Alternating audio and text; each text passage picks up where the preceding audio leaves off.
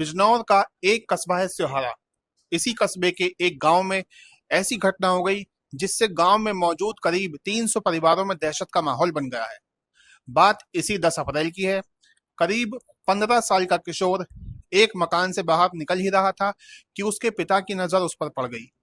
कुछ ही सेकंड में पिता के माथे पर चिंता की लकीरों के साथ ही पसीना आ गया। पिता गुस्से में अपने बेटे का नाम लेकर चिल्लाते हैं तो बेटा कांपने लगता है।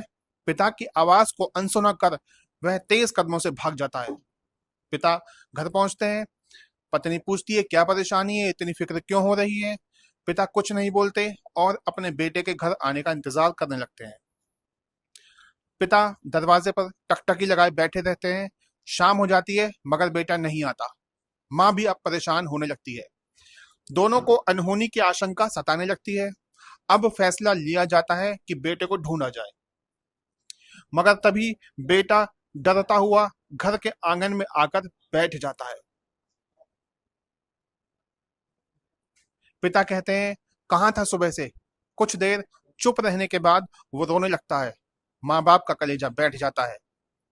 माँ तुरंत खाना लेकर आती है और कहती है कि सुबह से भूखा है, पहले कुछ खा ले। मगर बेटे के हलक से निवाला नीचे नहीं उतरता। करीब आधे घंटे का ये वक्त पिता बड़ी बेचैनी से गुजारते हैं। फिर पूछते हैं कि बेटा तू उस घर में क्या करने गया था।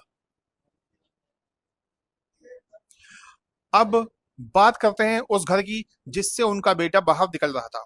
यहाँ रहता है करीब 55 साल का एक व्यक्ति जिसे करीब 8 महीने पहले HIV एड्स होने का पता चला था।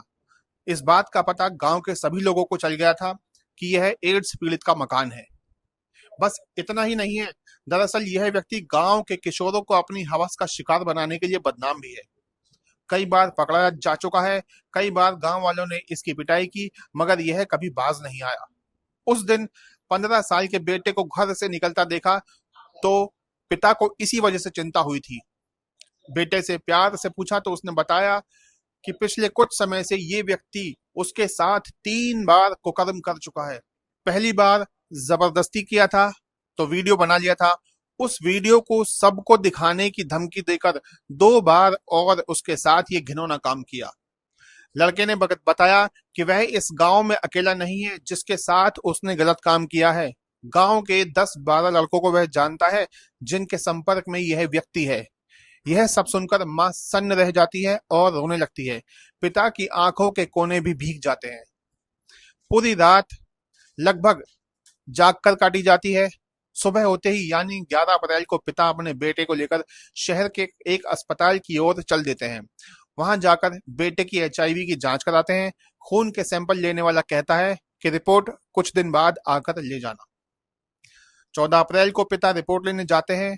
इस रिपोर्ट को तुरंत नहीं खोलते बल्कि एक डॉक्टर के पास ले जाते हैं। रिपोर्ट देखकर डॉक्टर पूछते हैं ये किसकी है। पिता कहते हैं कि मेरे बेटे की है। कुछ सेकंडों की चुप्पी के बाद डॉक्टर कहते हैं कि रिपोर्ट पॉजिटिव है, आपके बेटे को भी एड्स है। यह सुनकर पिता का दिमाग सन्न रह जाता है। उन्हें कुछ नहीं सूझता और वे धड़ाम से कुर्सी पर गिर जाते हैं। दिमाग में तमाम सवाल तैरते हैं कि अब क्या होगा बेटे का, क्या जवाब दूंगा उसकी माँ को और गांव वालों को क्या कहेंगे, रिश्तेदार क्या सोचेंगे। मगर बेबस पिता के हाथ में अब कुछ भी नहीं है। वे घर आते हैं और माँ को सब कुछ बता देते हैं। माँ बेसुध हो जाती है। 4-5 दिन में गांव वालों को भी यह बात पता चल जाती है।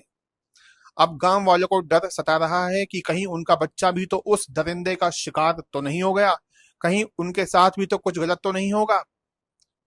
पुलिस ने इस दरिंदे के खिलाफ रिपोर्ट दर्ज कर ली है। SP धर्म सिंह का कहना है कि पॉक्सो समेत गंभीर धाराओं में केस दर्ज किया है। आरोपी अपने घर से फरार है।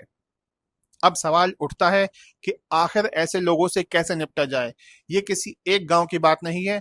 ऐसे दरिंदे हर जगह मिल जाएंगे, चाहे शहर हो या गांव हो, गली हो, कस्बा हो, कूचा हो, जो बच्चों पर गंदी निगाह रखते हैं।